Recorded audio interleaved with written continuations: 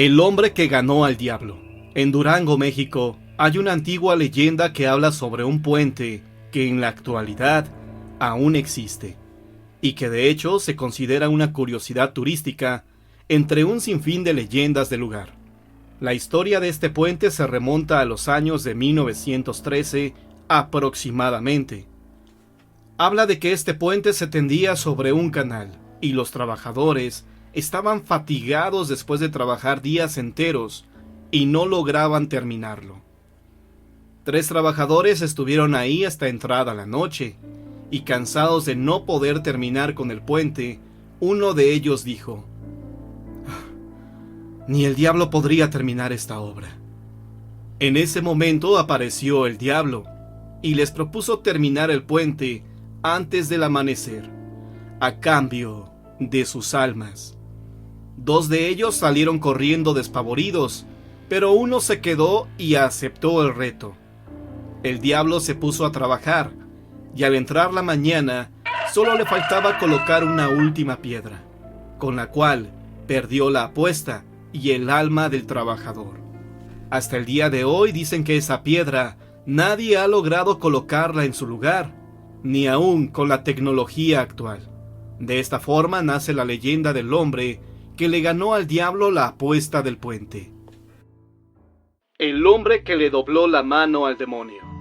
Cuenta la leyenda que la tumba que se ubica en el cementerio número 3 de Playa Ancha pertenece a Martín Busca, un inmigrante español que llegó durante el siglo XIX a Valparaíso, siendo totalmente un vagabundo, sin tener siquiera un lugar donde vivir.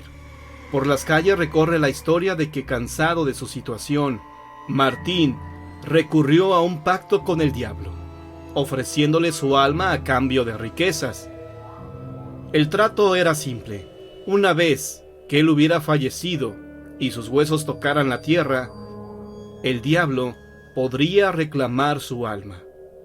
Fue así como de la noche a la mañana, Martín se enriqueció infinitamente, compró un fundo alejado en Ovalle y se estableció ahí, siendo un buen vecino, buen patrón, que gozaba de compartir sus riquezas con quienes lo rodeaban.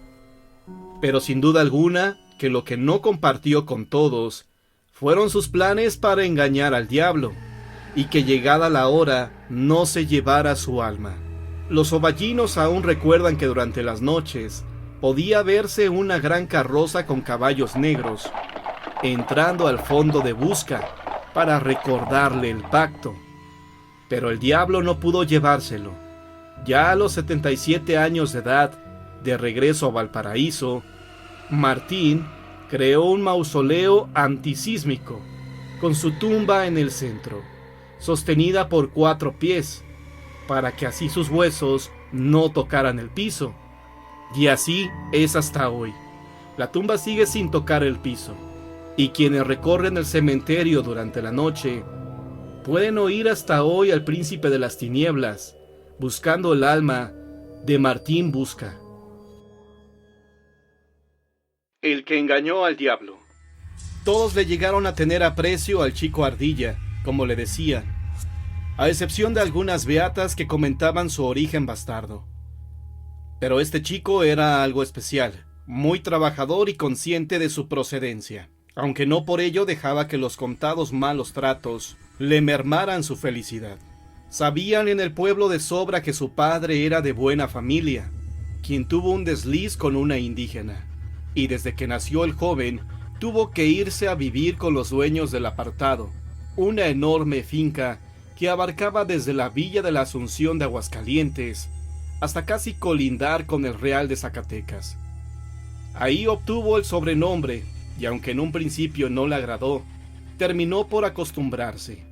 Ya entrado en la adolescencia, se enamoró de una joven de su edad, aficionada como él a las flores y las mariposas, pero no así de su misma condición, ya que era la hija de los dueños de aquella propiedad.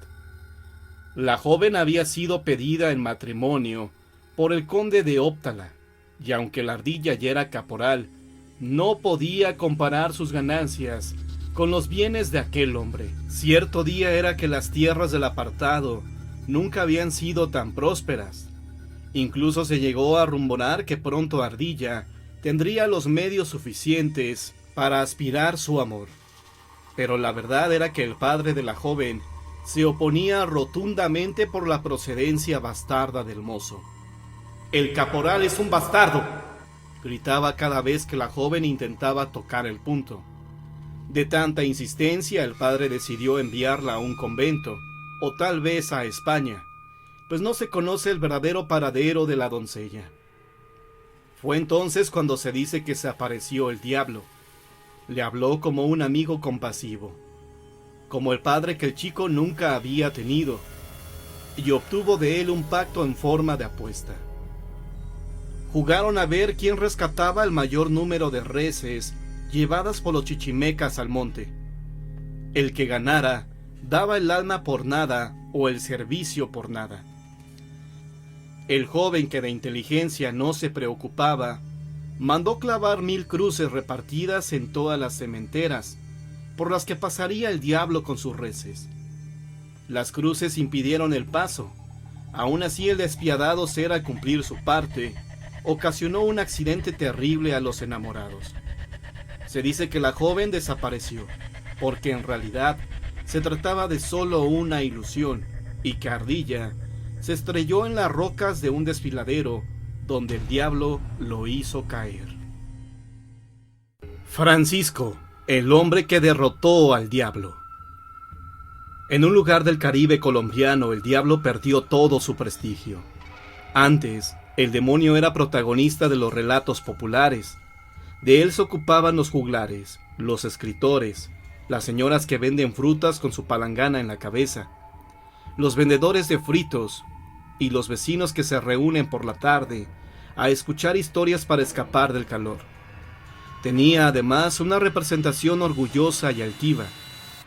Un caballero de hablar correcto y pausado, con dentadura de oro y un fino vestido rojo o negro. Las contiendas con acordeón, en el que 2 intérpretes se retan como gallos de pelea y tratan de demostrar al público o al jurado quién es el que mejor puede sacarle notas a su instrumento, tienen un origen en el enfrentamiento del hombre con el diablo. Y también hacen recordar el desesperado intento de Orfeo por salvar con la música de su lira el alma de su esposa Eurídice, quien estaba en el inframundo con el dios Hades. El relato del bien contra el mal, o de lo bello del arte que hace conmover y derrota lo maligno, se repite a lo largo de la historia. En el caso de las confrontaciones vallenatas, se trata de 2 intérpretes que con la música quieren ganar el cielo, representado por el aplauso, por el reconocimiento, y alejarse del infierno, representado por la derrota, la vergüenza de quedar expuesto y humillado. Uno de los acordeoneros de los que se dice logró vencer al diablo fue Francisco Rada, un virtuoso que comenzó a tocar con maestría a los 4 años. El niño despertaba verdadero delirio entre los habitantes del pueblo a principios del siglo XX. El diablo, celoso, lo desafió a un duelo de acordeones, del que salió derrotado. Interpretaron algunos aires vallenatos, y Francisco fue más diestro. Esta historia, recogida por la película colombiana El acordeón del diablo, y por el cuento La uña de la gran bestia, de José Francisco Socarrás. Algunos dicen que Rada es el famoso Francisco, el hombre, una leyenda muy popular en el Caribe colombiano, en la que un hombre utiliza su don para tocar, sumado a la inteligencia y un poco de creencia religiosa, para poder derrotar al diablo. Eso sí, la mayoría coincide en que esta historia fue personificada por Francisco Moscote Guerra, un campesino quien además se dedicaba a la juglaría. Hay varias versiones sobre cómo comenzó su romance con el acordeón. Una dice que heredó el gusto musical de su padre, quien le legó su primer instrumento, y que de él recibió también el apodo. Cuando sus amigos iban a ver al niño tocar, él les decía: «Ahí está el hombre». En la región Caribe colombiana, escenario de la historia, La primera mitad del siglo XX era una época en la que no había luz eléctrica, y el transporte se hacía a pie o en bestias. Una noche después de 7 días de parranda, Francisco Moscote salió de un pueblo cercano a Riohacha, capital de La Guajira, hacia Machobayo, su pueblo.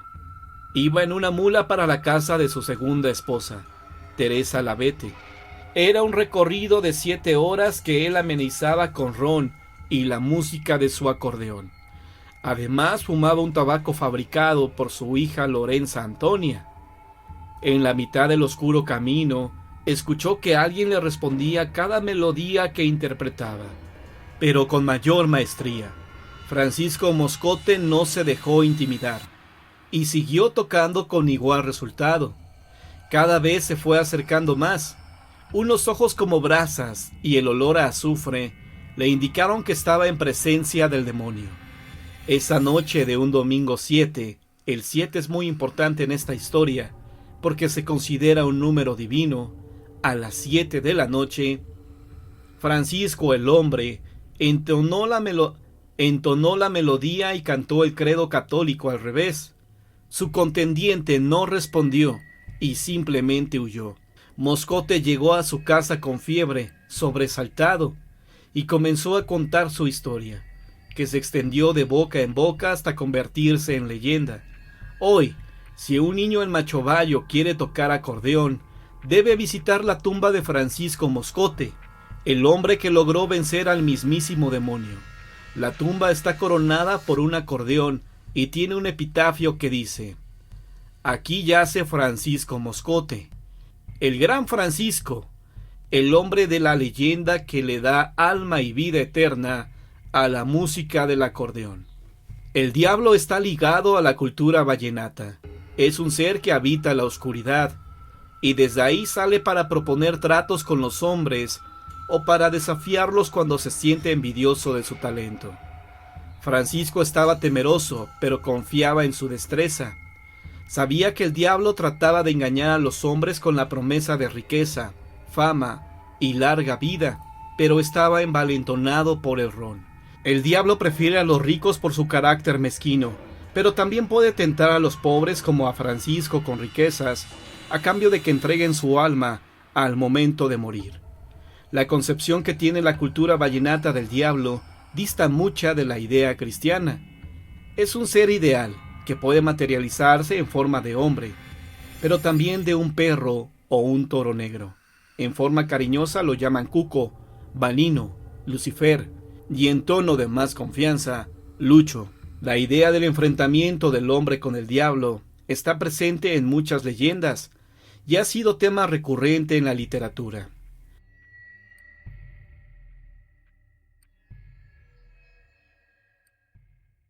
El demonio en la botella. En la población de Tezistán, Jalisco, vivía un mujeriego de nombre Mariano Altamira. Este hombre estaba casado con Edemira Guerrero.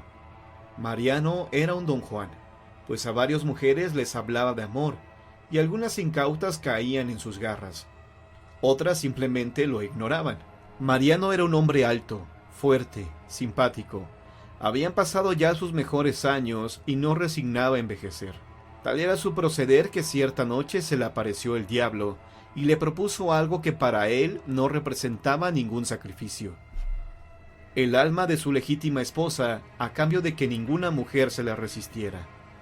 El hombre lo meditó un poco, ya que en el fondo sentía cariño por su esposa, pues habían pasado muchos años juntos, pero había caído en la monotonía. Finalmente aceptó la propuesta del diablo, pero además del poder de la seducción que Satanás le daría, le pidió que lo rejuveneciera algunos años. Para el Señor de las Tinieblas, esto no representó ningún problema, y aceptó. Al día siguiente Mariano estaba en su hogar. Se portó cariñoso con su mujer para que no sospechara nada, pero su conducta le resultó extraña a Edemira, pues tenía mucho que no recibía cariños de su esposo. Cuando cayó la noche, Mariano salió de su casa diciendo que le dolía la cabeza. «Ya ves, tienes un mes con ese dolor», le dijo Edemira. «La medicina que no me hace, mujer, pues tengo cabeza de perro». le contestó Mariano y salió de la casa. La señora se quedó sola y, presintiendo que algo malo estaba por pasar, comenzó a rezar, pues ella era una mujer muy devota. De repente escuchó que tocaron a la puerta. Creyó que se trataba de su marido, que había olvidado las llaves, pero al abrir, vio que delante de ella estaba un hombre bastante raro. Nunca lo había visto. Sin preguntarle si podía ingresar, él se metió y le dijo que venía por su alma, pues era el diablo. La mujer se sorprendió al escuchar esto. Vio que tenía unos cuernos sobre la frente y que le brillaban los ojos de color rojo. El diablo la puso al tanto. Le dijo que había hecho un trato con su marido, que le ofreció su alma a cambio de convertirlo en un gran seductor y regresarle algunos años de vida. La mujer comenzó a llorar al escuchar esto, pues se sentía traicionada por su hombre. Edemira le suplicó que no le hiciera daño, que no se la llevara al infierno, pues ella no había hecho nada malo. El diablo solo sonreía al escuchar las súplicas de la mujer, la cual en silencio comenzó a rezar y a bajar a todos los ángeles. «Quiero que me demuestres tu poder», le dijo la señora al diablo. «¿Cómo?», le cuestionó el maligno. «Quiero que ingreses a esta botella que tengo aquí». El diablo, al escuchar esto, se carcajeó. Miró la botella que estaba sobre una mesa. «¿Acaso crees que no puedo hacerlo?». «Eso no lo sé. Quiero ver que lo hagas, pero te aseguro que no podrás salir de ella». El diablo se rió de nuevo. Y le dijo: «¿En verdad crees que no podré salir de esta botella? Mira, te propongo algo. Si no logro salir de esta botella, no me llevaré tu alma. Serás libre y podrás seguir viviendo con tu marido. ¿Qué te parece?». «De acuerdo», le contestó Edemira. El diablo miró la botella, la cual no medía más de 20 centímetros de alto. Alzó los brazos e ingresó a la botella. Ya en su interior, el diablo había reducido su cuerpo para que cupiera. Enseguida la mujer le colocó el corcho que tenía y lo retó. «Ahora quiero ver que salgas». El diablo, por más que lo intentó, no pudo, y de tanto intentarlo, finalmente se rindió. «Está bien, tú ganas. Déjame salir». Herminia destapó la botella, y entonces el diablo salió de su prisión de cristal. El chamuco le preguntó a Herminia por qué no podía salir de esta botella, y ella le contestó: «En esta botella yo guardo agua bendita, y a pesar de que ya no tiene, se queda impregnada, así como el interior y el corcho». El diablo se mostraba molesto por haber sido engañado, pero al final cumplió su palabra.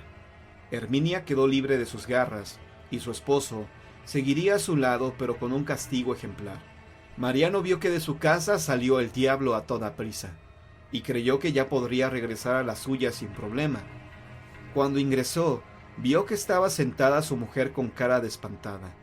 Él se sorprendió al verla, pues creyó que ya no estaría. Se acercó a ella y cuando le tocó la cara para ver si era real, comenzó a sentir un fuerte dolor en su cabeza, que se la tomó con las manos y salió gritando de dolor. «¡Ayuda! ¡Me duele la cabeza! ¡Ayuda!». Sus vecinos escucharon los gritos de Mariano, que no se callaba, y vieron que éste cayó al suelo y comenzó a revolcarse del dolor. Ante la sorpresa de los testigos, Mariano comenzó a transformarse en un perro.